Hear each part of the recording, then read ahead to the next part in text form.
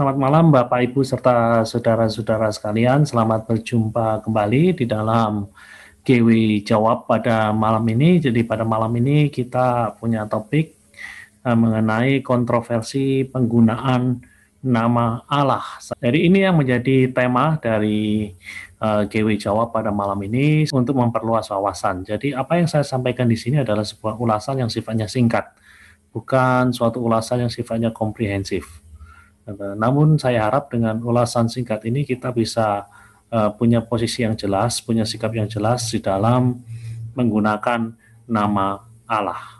Oke, saya akan mulai. Jadi kontroversi penggunaan nama Allah itu sebenarnya bukan dimulai di Indonesia, namun mulai muncul di Malaysia pada awal dekade 1980-an.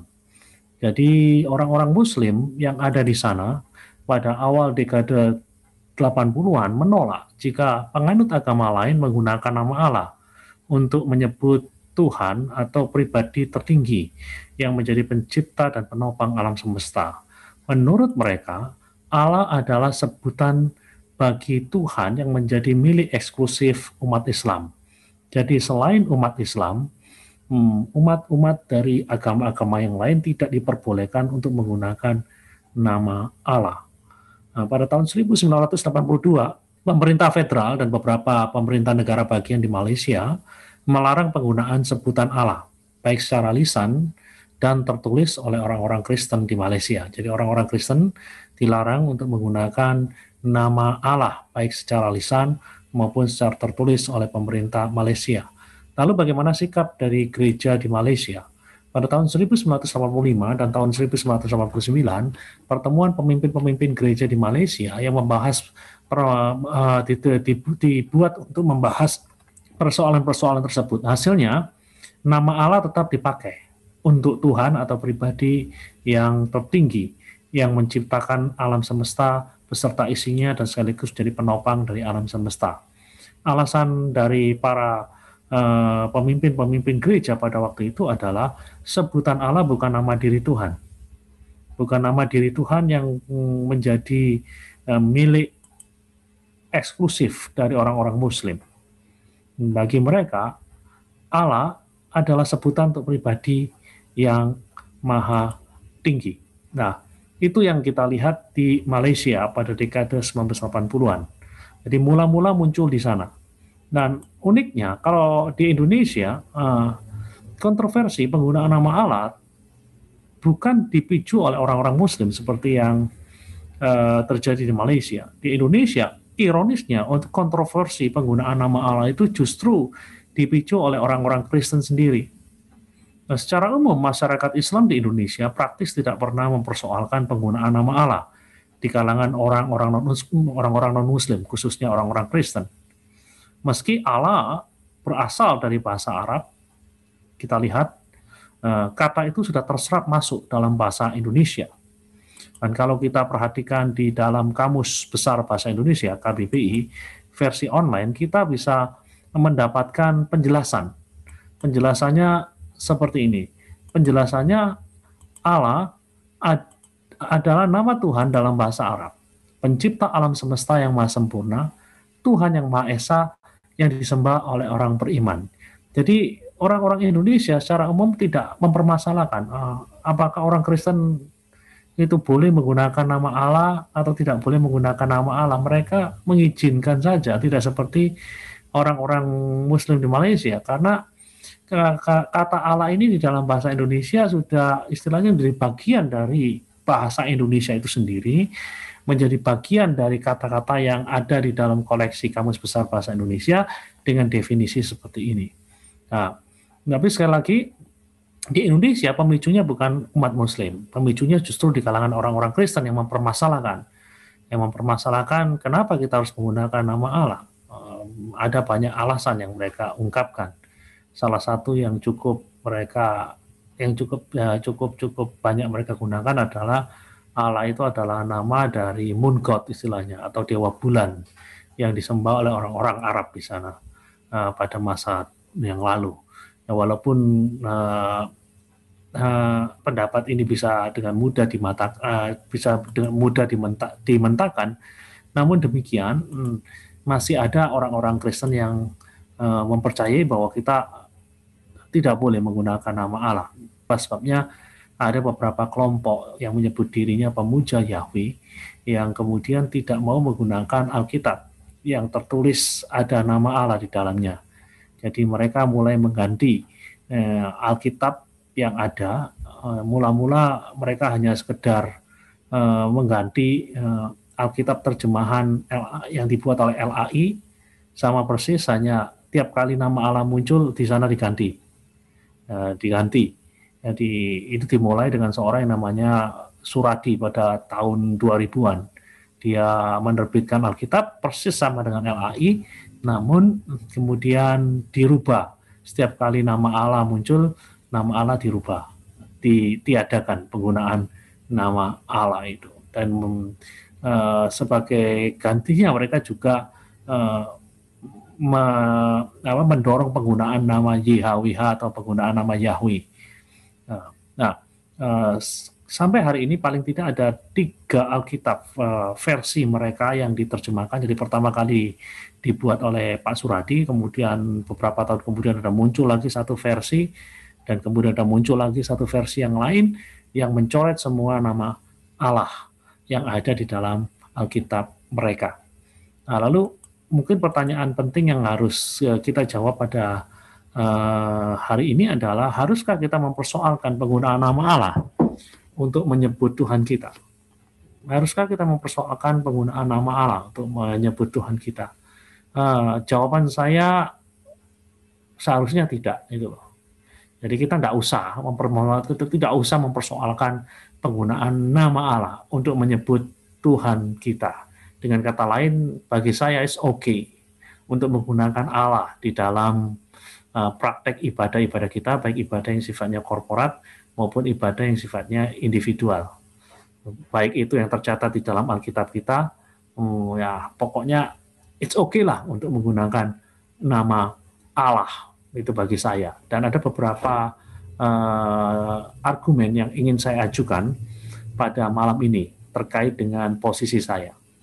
Yang pertama, jadi sekali lagi soal posisi saya adalah seharusnya kita tidak perlu mempermasalahkannya. Jadi alasan-alasan kenapa kita tidak perlu untuk mempermasalahkan Allah, nama Allah ini. Nomor 1, kata Allah itu sudah dipakai di Jazirah Arab sebelum kelahiran Islam sebagai sebutan atau gelar, bukan gedari itu ya, sebutan atau gelar dari the supreme deity atau ilah tertinggi dan sang pencipta. Jadi kalau kita lihat klaim-klaim dari orang-orang Islam di Malaysia mengatakan bahwa Allah itu adalah dewa, Tuhan eksklusif milik umat Muslim. Nah, klaim-klaim tersebut dapat dengan mudah dimentakan karena sebelum Islam lahir pun Allah sudah dipakai sebagai sebagai sebutan atau gelar dari the supreme being atau ilah tertinggi. Allah dipakai untuk pribadi yang menjadi pencipta dari alam semesta. Nah, itu sudah dipakai jauh hari sebelum Islam itu lahir. Salah satu buktinya terdapat di dalam sebuah syair yang disebut dengan Al-Mu'allaqat. Al-Mu'allaqat ini adalah sebuah syair yang cukup kuno, yang sudah ada di masa sebelum Islam. Al-Mu'allaqat itu artinya the hanging ode istilahnya, atau syair yang tergantung, karena konon syair ini ditemukan di dinding-dinding digantungkan di Ka'bah lah, pada masa yang lalu. Al-Mu'allaqat itu adalah 7 syair terkenal yang ditulis sebelum kelahiran Islam, di mana Allah dilukiskan sebagai dia yang memberikan keunggulan moral, objek dari iman dan agama yang sejati. Allah digambarkan sebagai hakim. Allah digambarkan sebagai dia yang mengangkat derajat manusia. Allah digambarkan sebagai alamat dari doa. Allah digambarkan sebagai pengharapan dari keabadian di Firdaus. Allah digambarkan sebagai pemilik bumi. Allah digambarkan sebagai sumber rezeki. Allah digambarkan sebagai dia yang tahu isi hati manusia. Allah yang digambarkan sebagai penentu nasib umat manusia. Nah, Kita melihat di sini gambaran-gambaran yang cukup menarik. Dan kalau kita lihat deskripsi daripada Allah yang dituliskan di dalam Al-Mu'allaqat itu praktis bisa kita jumpai kesejajarannya dengan gambaran-gambaran Allah yang kita jumpai dalam tradisi biblikal atau dalam tradisi Alkitab. Ya, jadi menarik sekali. Jadi kita lihat, jadi ya, sebelum Islam ada, nama Allah ini telah disebut oleh orang-orang Arab, orang-orang di Jazirah Arab, dan mereka menggunakannya dengan karakteristik yang cukup menarik. Karakteristik yang kita bisa melihat ada banyak kemiripannya dengan gambar-gambaran yang ada di dalam tradisi Allah secara Alkitabiah. Nah, kemudian yang kedua, alasan yang kedua adalah orang Kristen Arab dari zaman pra-Islam hingga hari ini juga menggunakan nama Allah untuk God atau untuk the Supreme Being. Jadi orang-orang Kristen di Arab ya, dari zaman, katakanlah zaman dulu hingga hari ini, tidak mengganti nama Allah sebagai nama dari the Supreme Being atau the pribadi yang tertinggi. Jadi kita lihat catatan-catatan bukti-bukti dari hal tersebut bisa kita lihat pertama-tama dari manuskrip Perjanjian Baru dalam bahasa Arab yang tertua. Manuskrip Perjanjian Baru dalam bahasa Arab yang tertua yang ada di dalam istilahnya museum yang tersedia di dunia saat ini adalah manuskrip yang dikenal dengan nama Vatikan XIII. Vatikan XIII ini berasal dari abad ke-8. Kalau kita belajar sejarah, Islam itu lahir pada abad ke-7. Namun demikian, pengaruhnya belum begitu meluas. Pengaruh Islam baru betul-betul meluas sekitar abad ke-19, sekitar abad ke-9. Jadi pada abad ke-8, jadi pengaruh Islam itu belum terlalu kuat. Itulah sebabnya di dalam manuskrip Perjanjian Baru yang terbit pada abad ke-8 ini kita tidak melihat adanya pengaruh Islam sedikit pun. Dan yang menarik di sana adalah di dalam manuskrip Perjanjian Baru dalam bahasa Arab yang tertua ini, yang dikenal dengan nama Vatikan XIII ini, di sana digunakan nama Allah. Jadi ini nama Allah. Ketika mereka bertemu kata theos, sekali lagi theos di dalam bahasa Yunani, bahasa yang boleh katakan, Anda tahu bahwa Perjanjian Baru itu ditulis dalam bahasa Yunani. Kata Allah dalam bahasa Yunani adalah theos, dan theos itu ketika diterjemahkan di dalam bahasa Arab oleh orang-orang Kristen Arab, mereka menggunakan kata Allah. Jadi perhatikan, jadi orang-orang Kristen dari dulu sampai hari ini ya, tidak ragu sedikit pun untuk menggunakan nama Allah sebagai Supreme Being. Dan kalau hal ini terbukti hari ini ada sekitar 40 terjemahan Alkitab di dalam bahasa Arab. Dan mereka semua menggunakan nama Allah untuk God.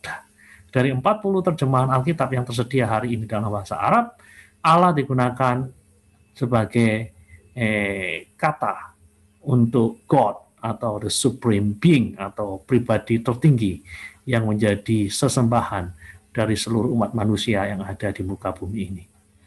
Jadi itu hal yang penting yang perlu kita ketahui.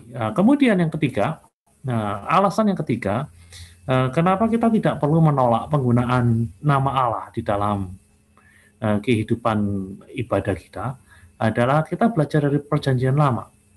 Kadangkala nama Allah yang benar dipakai untuk nama berhala. Ini menarik sekali. Di dalam Perjanjian Lama, nama Allah yang benar kadang-kadang dipakai untuk nama berhala, dan kadang-kadang sebaliknya, nama berhala dipakai untuk nama Allah. Itu di dalam Perjanjian Lama. Kita lihat sekarang, studi kasus.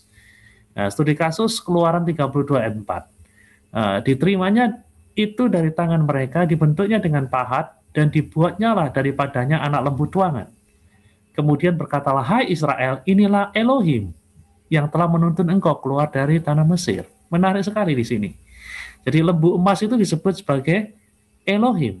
Inilah Allahmu yang telah menuntun engkau keluar dari tanah Mesir. Jadi kasus yang kita jumpai di sini adalah Harun menyebut lembu emas tersebut dengan nama Elohim. Dan kita tahu semua bahwa Elohim adalah nama Allah Israel, istilahnya. Nama Allah yang benar itu. yang biasa dipakai di kalangan para pemuja Yahweh pada hari-hari ini. Namun dalam peristiwa itu mereka menggunakan nama itu untuk berhala. Jadi pertanyaannya, haruskah kita sekarang membuang nama Elohim dari Alkitab? Karena dulu orang Israel menggunakan nama itu untuk berhala. Haruskah kita membuang nama Elohim dari Alkitab hanya gara-gara dulu orang Israel menggunakan nama itu untuk berhala?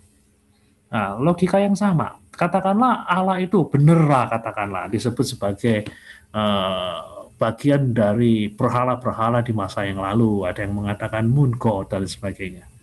Namun ketika kata itu diisi dengan pemahaman yang baru, haruskah kemudian kita membuang? Gara-gara kata-kata itu dipakai di masa yang lalu untuk berhala. Ini. Sekarang kita lihat studi kasus yang kedua, 1 Tawarik 14 ayat 10 sampai 11. Bertanyalah Daud kepada Allah, apakah aku harus maju melawan orang Filistin itu dan akan kau serahkan mereka ke dalam tanganku? Tuhan menjawab, majulah, aku akan menyerahkan mereka ke dalam tanganku. Lalu majulah ia ke Baal Perasim dan Daud memukul mereka kalah di sana. Berkatalah Daud, Allah telah menerobos musuhku dengan perantaraanku seperti air menerobos. Sebab itu orang menamakan tempat itu Baal Perasim. Nah, konteksnya adalah Daud bertanya kepada Allah, apakah dia harus maju berperang melawan orang Filistin? Jawaban Tuhan positif, iya kamu harus maju. Dan hasilnya Filistin akhirnya dikalahkan. Peristiwa itu dipahami oleh Daud sebagai Allah yang menerobos musuh-musuhnya. Nah, namun pertanyaannya adalah kenapa kok disebut nama yang dipakai oleh Daud adalah Baal Perasim? Perasim artinya menerobos, Baal Perasim. Pertanyaannya adalah Baal yang menerobos. Padahal bukankah yang menerobos itu adalah Allah gitu. Tapi kenapa kok Daud menggunakan nama Baal Perasim, Baal yang menerobos itu. Nah, padahal kan Allah yang menerobos. Nah, padahal kita tahu persis Baal adalah sesembahan dari orang-orang yang ada di daerah itu pada waktu itu di Kanaan, dewa sembahan orang-orang Kanaan. Yang dewa orang Palestina. Kenapa Daud menggunakan nama ini? Nah, supaya orang Filistin memahami bahwa Allah yang sudah menerobos itu adalah Allah yang tertinggi. Namun bahasa yang digunakan adalah bahasa yang mereka bisa mengerti gitu. Jadi, apakah orang Israel ketika mendengar nama Baal, gagasan yang muncul di benak mereka adalah ilahnya orang Filistin? Tentu saja tidak. Mereka tahu persis yang dirujuk oleh nama Baal ini tidak lain adalah Allah Israel sendiri, yang kerap mereka sebut dengan nama Yahweh. Jadi apa yang dilakukan oleh Daud di sini? Apa yang dilakukan oleh Daud di sini? Yang dilakukan oleh di sini adalah sebuah contoh dari kontekstualisasi. Nama yang digunakan adalah nama yang sama. Nama yang dengan gampang dimengerti oleh orang-orang yang ada di daerah Filistin pada waktu itu. Namun diberi muatan isi yang sama sekali berbeda. Nah, diberi muatan isi yang sama sekali berbeda. Nah, kita melihat ini adalah sekali lagi contoh dari sebuah apa yang kita sebut dengan kontekstualisasi, di mana seseorang menggunakan nama yang cukup akrab, namun mengisinya dengan kandungan yang berbeda. Jikalau Daud menggunakan Yahweh Perasim atau katakanlah mungkin hal itu tidak terlalu istilahnya connect dengan daerah di mana pesan itu harus disampaikan. Tapi ketika Baal dipakai, nah itu pas lah istilahnya dengan daerah di sana. Tetapi tentu saja perlu diisi dengan kandungan isi yang lain. Nah, kalau kita lihat di dalam Perjanjian Baru, kita juga berjumpa dengan seorang penulis yang bernama Yohanes. Yohanes di dalam Perjanjian Baru juga dengan berani mengkontekstualisasikan logos. Logos adalah ide kafir yang ada pada masa pra-Kristen. Logos dianggap sebagai sesuatu yang menciptakan segala sesuatu. Logos dianggap sebagai istilahnya the brain, istilahnya sebagai pikiran dari alam semesta. Pokoknya sesuatu yang luar biasa. Logos. Itulah sebabnya di dalam Yohanes 1 dikatakan NRK Logos. Nah, jadi pada mulanya adalah firman. Firman itu bersama-sama dengan Allah, dan firman itu adalah Allah. Nah, tadi di sini kita melihat bagaimana Yohanes menggunakan logos untuk Yesus Kristus, sang firman yang menjelma menjadi manusia di dalam Yohanes 1 ayat 14. Ide kafir, nama kafir. Dia dengan berani menggunakan ide kafir, nama kafir, tetapi diisi dengan sesuatu yang lain. Nah, lalu sekarang kalau kita menggunakan nama Allah, dengan istilahnya kalau kita berpikir naif, kalaupun nama itu punya masa lalu yang katakanlah tidak Kristen, dan sekarang kita mau menggunakannya, apa salahnya? Yang penting kita menggunakan nama itu dengan kandungan isi yang baru, sama seperti logos digunakan oleh Yohanes. Logos adalah sesuatu yang terkait dengan budaya kafir, dengan budaya non-Kristen, namun Yohanes kemudian meminjamnya, mengisinya, dan kemudian menggunakannya untuk menyampaikan kebenaran mengenai Yesus Kristus. Di masa Perjanjian Lama kita juga melihat bagaimana di dalam 1 Samuel bagaimana Allah yang menerobos digambarkan sebagai Baal Perasim. Nah, di situ kita melihat. Jadi dengan kata lain, kalau kita simpulkan, apapun latar belakang dari nama itu, kalaupun ada orang yang mengatakan, oh Allah itu adalah nama dari dewa air, nama dari dewa bulan, dari bangsa di masa yang lalu, katakanlah itu benar, katakanlah itu bisa dibuktikan. Ini nggak jadi masalah, karena kita melihat di dalam Bible pun, penulis-penulis Alkitab pun tidak ragu untuk menggunakan nama-nama yang mungkin terkait dengan budaya kafir, tetapi kemudian mengisinya dengan sesuatu yang baru, tidak diambil persis sama, tidak diambil mentah-mentah, tetapi mengisinya dengan sebuah kebenaran yang sesuai dengan iman Kristen. Kemudian yang keempat, orang Israel sendiri tidak mempertahankan nama Yahweh dalam Septuaginta. Jadi kalau kita perhatikan sekarang banyak orang-orang yang ngotot, wah kita harus menggunakan nama Yahweh. Makanya kemudian ada kelompok yang disebut dengan pemuja nama Yahweh. Namun saya ingin mengatakan Yahweh itu hanya ada di dalam Perjanjian Lama, hanya ada di dalam Alkitab Ibrani. Hanya ada di dalam Alkitab Ibrani. Di dalam Perjanjian Baru tidak ada satu kali pun nama Yahweh disebutkan. Nah, kalau katakanlah penulis-penulis Perjanjian Baru menghendaki kita untuk menggunakan nama itu, ya tentu saja dia akan mempertahankan nama Yahweh itu di dalam terjemahan-terjemahannya. Namun kenyataannya enggak itu. Kenyataannya enggak itu. Dan yang menarik adalah orang Israel sebagai pemilik asli dari Bible Perjanjian Lama itu tidak mempertahankan nama YHWH di dalam Septuaginta. Septuaginta itu apa? Septuaginta itu adalah terjemahan Alkitab Ibrani, Hebrew Bible. Kalau sekarang kita mengenalnya dengan Perjanjian Lama, walaupun mungkin tidak sama persis karena Septuaginta ada tambahan. Jadi Septuaginta adalah terjemahan daripada Hebrew Bible, terjemahan dari Alkitab Ibrani, dari bahasa Ibrani ke bahasa Yunani. Nah, kenapa perlu diterjemahkan? Karena pada masa itu banyak orang-orang Yahudi, khususnya mereka-mereka yang di perantauan yang tidak bisa lagi berbahasa Ibrani. Mereka sudah menggunakan bahasa lingua franca, bahasa pergaulan sehari-hari yang ada pada waktu itu, yaitu bahasa Yunani. Itulah sebabnya dirasa perlu untuk menerjemahkan bahasa Alkitab bahasa Ibrani ke dalam bahasa Yunani ke dalam bahasa Yunani, ya, dalam bahasa Yunani. Dan akhirnya lahirlah sebuah Alkitab yang namanya Septuaginta, terjemahan Alkitab dari Hebrew Bible dari bahasa Ibrani ke bahasa Yunani. Dan yang menarik adalah kata YHWH tidak dipertahankan di sana. Di dalam Septuaginta atau LXX, Septuaginta itu artinya 70 karena dipercaya bahwa ada 70 orang yang mengerjakan proses penerjemahan Alkitab dari bahasa Ibrani ke bahasa Yunani. Nah, itu yang menarik adalah kata Yahweh itu langsung diganti dengan kurios, tidak dipertahankan gitu. Orang-orang Ibrani sendiri tanpa ragu sedikit pun tidak mempertahankan nama Yahweh, mereka menggunakan nama kurios.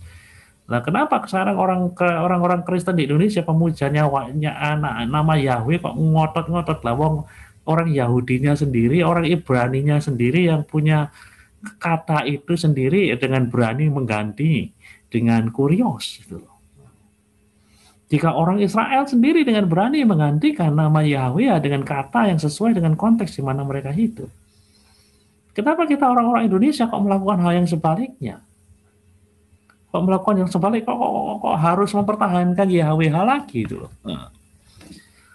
Dan yang kelima, orang Israel sendiri tidak melafalkan Allah mereka dengan Yahweh gitu. Nah, jadi orang Israel sendiri tidak melafalkan Allah mereka dengan Yahweh. Bagi orang Israel, Yahweh adalah nama yang sakral. Nama itu tidak boleh diucapkan karena terlalu suci, terlalu kudus.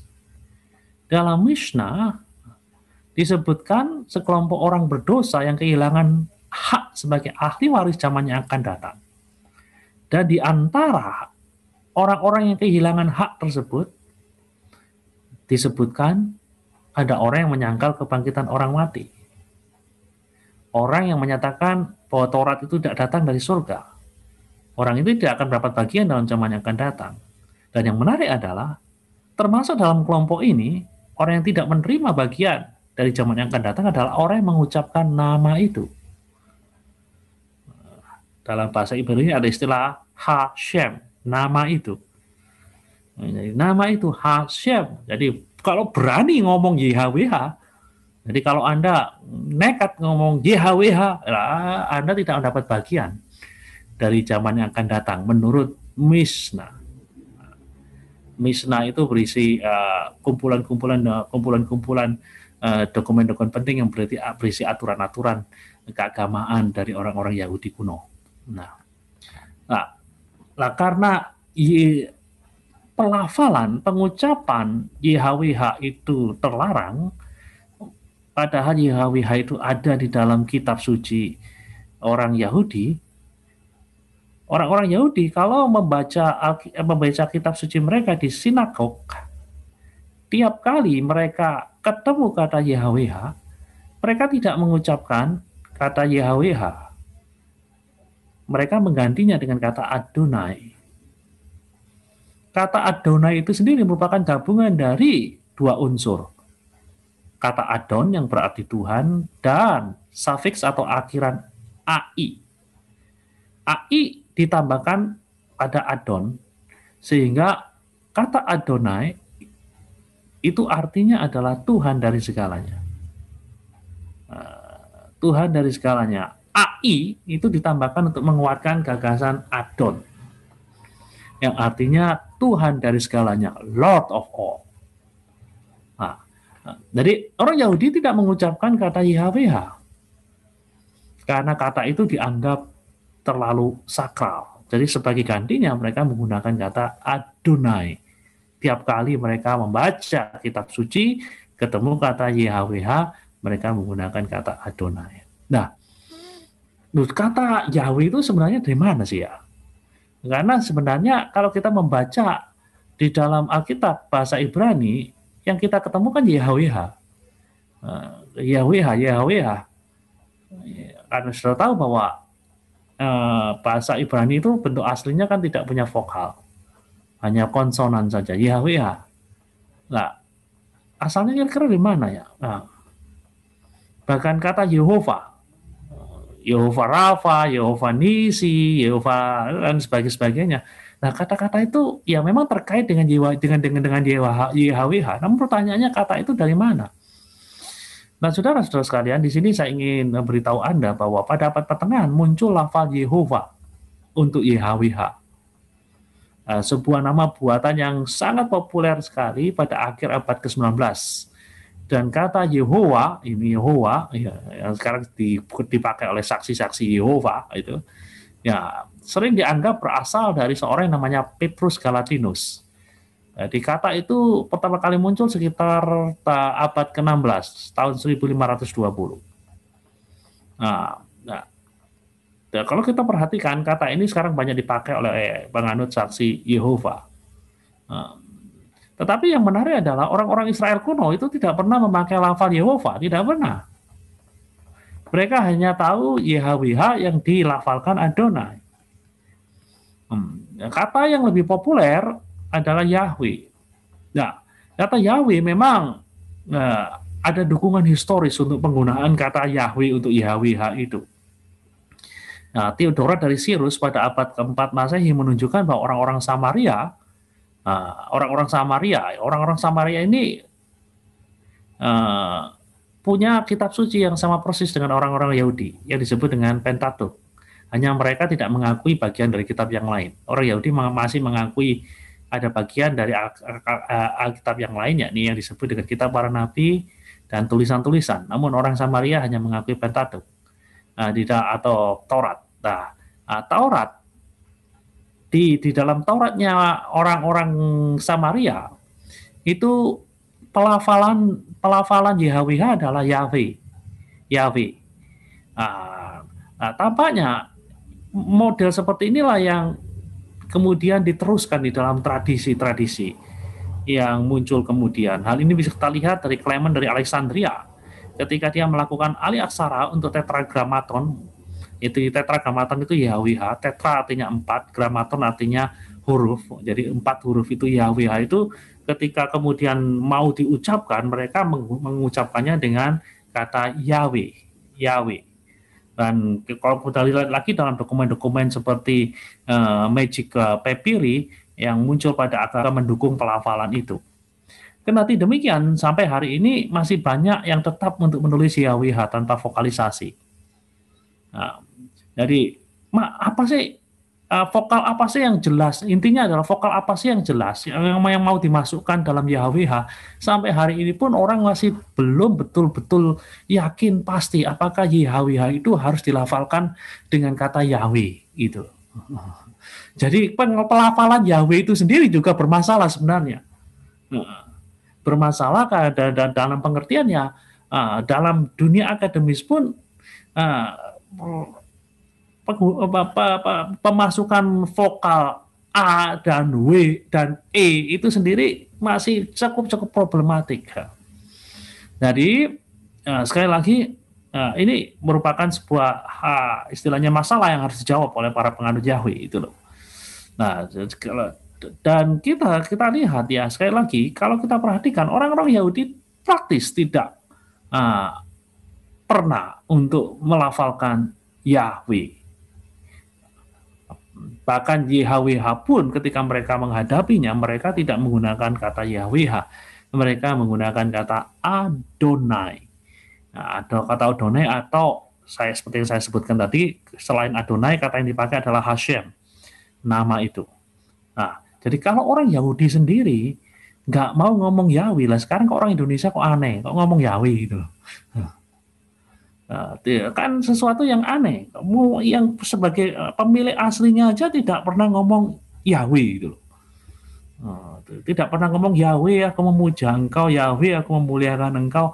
Nah, mereka ketika berhadapan dengan kata itu paling tidak mereka ngomong Adonai atau ngomong Hashem. Nah, kenapa kita harus ngeyel aja dengan penggunaan nama itu? Dengan berkata begini bukan berarti saya mengatakan itu nggak boleh ngomong Yahweh. Bukan itu maksud saya. Karena yang menjadi masalah adalah bukan dari kita, yang menjadi masalah adalah dari mereka. Mereka mempertanyakan kenapa kita tidak menggunakan itu. Kalau dari kita mau menggunakan nama itu atau tidak mau menggunakan nama itu, it doesn't matter, nggak jadi masalah itu. Nah, itu hal yang penting.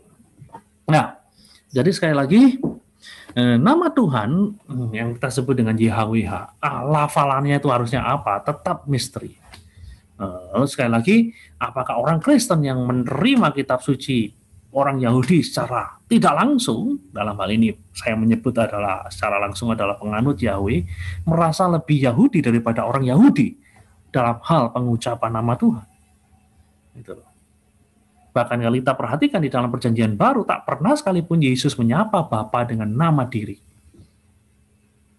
Yesus tidak menyebut nama Bapa dengan YHWH. Formula baptisan yang diberikan oleh Yesus berbunyi, baptislah mereka dalam nama Bapa dan Anak dan Roh Kudus. Nama yang dimaksud cukup dengan sebutan Bapa, Anak, dan Roh Kudus. Apakah murid-murid Yesus melebihi Yesus di dalam mementingkan nama Tuhan? Nah, itu pertanyaan yang ingin saya ajukan. Dan yang terakhir, ini yang jauh lebih penting, belajar dari Yesus. Yang penting itu bukan labelnya, namun isinya. Nama apapun yang Anda gunakan, it doesn't matter. Yang penting adalah isinya itu benar itu. Isinya itu Kristen. Anda mau menggunakan nama Allah, Anda mau menggunakan nama God, kalau Anda di negara-negara bahasa Inggris God dengan D, atau God dengan T, kalau Anda berasal dari di Jerman, nah itu, atau Bob, kalau Anda berasal dari Kroasia, it doesn't matter gitu. Nah, kalau kita di Indonesia menggunakan Allah, it doesn't matter. Yang penting bukan labelnya, yang penting adalah isinya. Bagaimana Anda menghayati sesuatu di balik nama itu yang jauh lebih penting. Bahkan di zaman Yesus, kalau kita perhatikan, ketika Yesus datang ke dunia ini, sudah pasti ada orang-orang Yahudi yang menyebut nama Adonai, Yahweh. Orang-orang Yahudi yang menyebut Allah dengan label yang benar, katakanlah YHWH. Saya menyebutnya right label. Namun toh Alkitab harus menyatakan, Alkitab masih menyatakan Yesus harus mengungkapkan Allah kepada mereka. Mereka sudah tahu labelnya benar, namun isinya belum tahu. Itulah sebabnya Yesus harus mengajar mereka. Itulah sebabnya Yesus harus menyingkapkan lebih jauh mengenai sesuatu di balik label yang telah mereka sebutkan dengan benar. Jadi sekali lagi, yang penting di sini adalah bukan lagi masalah label. Apa artinya Anda punya label yang benar, namun Anda tidak memahami konten yang benar di balik label itu, dan akibatnya Anda tidak memiliki relasi yang benar dengan pribadi yang dilukiskan di dalam label tersebut. Nah, ini hal yang penting. Jadi, bagi saya, yang penting adalah bukan right label. Label yang benar. Puji Tuhan kalau Anda bisa punya kedua-duanya. Ada right label, namun bukan hanya right label, tetapi juga right content, yang pada akhirnya akan berujung pada right relationship, hubungan yang benar. Karena kalau kita berbicara mengenai Christianity, ya kita berbicara mengenai hubungan yang benar.